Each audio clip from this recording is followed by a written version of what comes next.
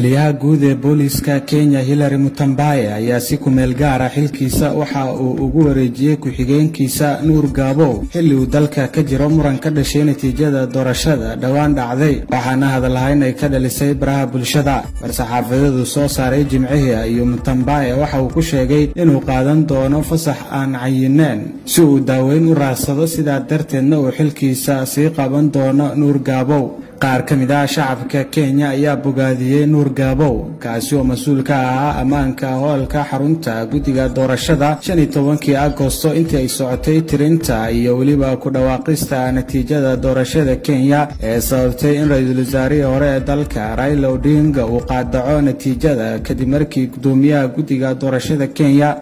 IEBC uu ku dhawaaqay inuu ku guuleystay William Samoei Ruto oo doorashada kula loolamay waxa jiray isku day lagu joojin rabay gudoomiyaha inuu ku dhawaaqo natiijada balse Gaabo ayaa amar ku siiyay askartiisa inay kala eriyaan shakhsiyaadka u badnaa siyaasiyiinta taabacsan ra'iisul wasaare hore Raila Odinga oo is hortaagay gudoomiyaha guddiga doorashada Wafula Chebukati xilli uu isku diyaarinayay inuu ku dhawaaqo natiijada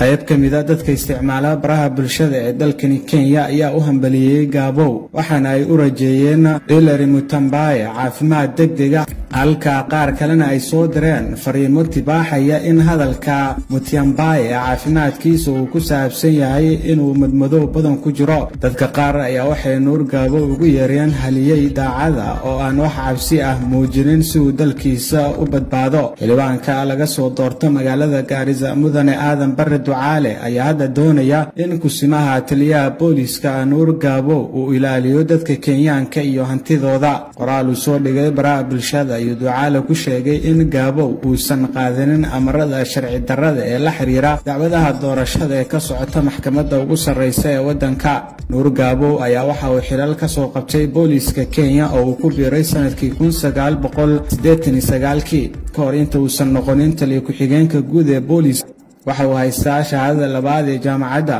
waxa uuna ku takhasusay amniga maamulka iyo kahortagga dambiyada Ibrahim Nuur Cabdiraxmaan Ibrahim Yare warbaahinta Dawa County-ga Mandera